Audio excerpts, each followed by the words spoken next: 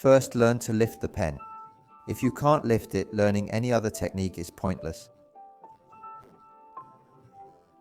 A single uniform line without variations reveals one's skill level and mastery.